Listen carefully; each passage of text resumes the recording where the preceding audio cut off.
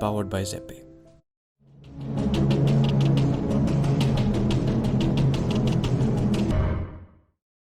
भारतवर्ष अगर blockchain technology को वाकई अडॉप्ट करना अगर चाहता है और ब्लॉकचेन का फायदा उठाना चाहता है, तो किसी भी सरकार के लिए पब्लिक ब्लॉकचेन को रेगुलेट करना क्यों जरूरी है और इसके क्या फायदे।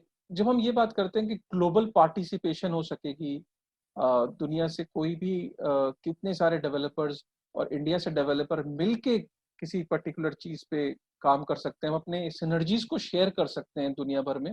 वो पब्लिक ब्लॉकचेन ही एक तरीका है जिसके थ्रू हम अपनी सिनर्जीज को अलग अलग देश, अलग अलग डेवलपर्स उसमें शेयर कर सकते हैं अपनी सिनर्जीज को। इसलिए पब्लिक ब्लॉकचेन का होना जरूरी है। जब ये बातें सुनने में आती हैं तो आपका क्या कहना है इस बात पे कि पब्लिक ब्लॉकचेन क्या वाकई बहुत जरूरी चीज है, जिसमें अगर देश चाहता है वाकई में इस टेक्नोलॉजी का फायदा उठाना चाहता है?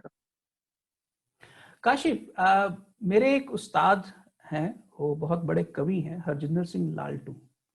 उनकी कविताओं की एक किताब का शीर्षक है कोई भी लकीर सच नहीं होती। और इसको अगर मैं बिटकॉइन की दुनिया के साथ जोड़ना चाहूं तो बिटकॉइन आपको ये कह रहा है कोई भी लकीर सच नहीं होती, चाहे उसको आप बॉर्डर बोलो या देश बोलो। देश क्यों बनाए गए? क्योंकि लोगों को अपने निजाम चलाने के लिए एक सरकार चाहिए थी। एक पॉपुलेशन ने डिसाइड किया कि भाई हम लोग मिलके एक सरकार बनाएंगे, वो सरकार वो निजाम चलाएगी। पर सवाल ये है कि सरकारों ने लोगों को बांट दिया। एक को हिंदुस्तान कह दिया, दूसरे को पाकिस्तान कह दिया, एक को बांग्लादेश कह दिया, दूसरे को श्रीलंका कह दिया, एक को चाइना कह दिया, तीसरे को अमेरिका कह दिया। पर सवाल ये है कि बॉर्डर्स किसको कहते हैं? बॉर्डर्स बेसिकली लकीरें हैं। क्या हवा की कोई लकीर होती है? क्या पानी की कोई लकीर होती है? क्या पंछी इन लकीरों को मानते हैं? क्या सूरज इन लकीरों को मानता है? तो बिटकॉइन बहुत गहरे में इंसान की एक बहुत गहरी विश्वास की जमीन के ऊपर खड़ा हुआ सिस्टम है, जो ये कहता है कि ये दुनिया सबकी है। तेरा खाता मेरा खाता, सबका साझा बही खाता। ये है बिटकॉइन का धर्म। तो पहली बात, बिटकॉइन बॉर्डर्स के अंदर विश्वास करने वाली मानसिकता है ही नहीं। ठीक। अब जिस हिंदुस्तान की बात हम यहां कर रहे हैं, मैं ये समझता हूं कि आप उस हिंदुस्तान की बात कर रहे हैं जो कहता है वसुधैव कुटुंबकम, कि ये धरती मेरे परिवार के जैसी है। तो जो हिंदुस्तान ये मानता है कि ये धरती मेरे परिवार की है, तो इसका मतलब है कि उस हिंदुस्तान को तो बिटकॉइन से प्यार होना चाहिए।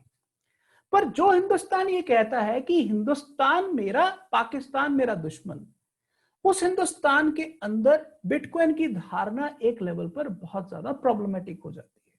तो मैं ये मानता हूं कि कहीं ना कहीं हमारे पॉलिटिशियंस ने बही खातों पर कब्जा करने के लिए लोगों को आपस में अलग अलग नेशनैलिटीज में बांटा हुआ है, जो इसलिए चल रहा है क्योंकि वो लोग सरकारों के पैसे के ऊपर जो मोनोपोलिस्टिक कंट्रोल को चैलेंज ना कर सके। इसलिए नंबर 1 मेरा इस सवाल का जवाब ये है कि बिटकॉइन पूरी दुनिया को एक साझी दुनिया मानने का एक तरह से पॉलिटिकल फोरम भी है। तो पहली बात, अगर आप धरती के भक्त हैं तो आप देशभक्त हैं। उल्टा नहीं हो सकता कि आप देशभक्त हो और धरती के खिलाफ हो। पहली बात कि हिंदुस्तान और दुनिया के इंटरेस्ट कॉमन है। इस आधार पर अगर हम कहें तो बिटकॉइन हिंदुस्तान और हिंदुस्तान जैसी हर उस सरकार का दोस्त है जो दुनिया के इंटरेस्ट और उस देश के इंटरेस्ट को कॉमन मानते हैं। पहली बात। दूसरी बात कि जब आप ये कह रहे हैं कि भारत देश को बिटकॉइन से क्या क्या फायदा हो सकता है, मैंने आपको पहले एक बात कही कि दुनिया के अंदर इस समय डॉलर एक ग्लोबल रिजर्व करेंसी माना जाता है।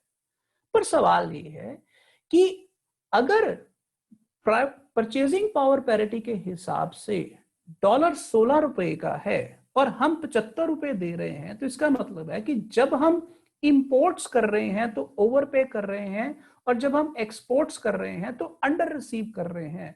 तो इस हिसाब से तो डॉलर के गुलाम बनने का हमें नुकसान हो रहा है।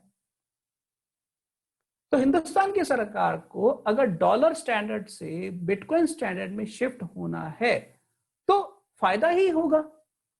तो मेरा ये मानना है कि ये बहुत बड़े सवाल हैं जो हमारी पॉलिटिकल क्लास को, हमारी रूलिंग क्लास को, हमारी आम जनता को डिस्कस करने पड़ेंगे। अब हम एक ऐसे समय में आ गए हैं जब हमारा बैंकिंग सिस्टम जैसे चलता आया है वैसे नहीं चल सकता है। एक तरफ आरबीआई है और कहने को मनी क्रिएट करता है, पर 90% के आसपास मनी क्रिएशन तो कमर्शियल बैंक्स करते हैं। तो अगर इस देश के अंदर आम आदमी के पास डायरेक्ट पैसा पहुंचाना है, आज सबसे बड़ा क्राइसिस है, आम आदमी की परचेसिंग पावर खत्म हो गई। तो सरकार जितने मर्जी नोट छापे, जितनी मर्जी स्कीमें डाले, रेट ऑफ इंटरेस्ट जितना मर्जी कम करते, पर वो आम आदमी तक पहुंचता ही नहीं है। तो इसका मतलब ये है कि हमें अपना फ्रैक्शनल रिजर्व बैंकिंग सिस्टम भी बदलना पड़ेगा। तो आज हिंदुस्तान क्या, दुनिया के सभी मुल्क एक ऐसे ऐतिहासिक शिखर पर खड़े हैं जहां पर उनको फैसला करना होगा कि हमें ब्लॉकचेन का साथ लेना ही होगा। अब साझे बही खाते का जमाना है, सिंगल पार्टी कंट्रोल आपके बही खाते पर हो, इसका जमाना खत्म हो गया। पर ये एक ऐसा फैसला है जो पॉलिटिकल क्लास को लेना है। एक तरफ वो क्लास है जो हमें हिंदुस्तान पाकिस्तान में बांटती है और अलग अलग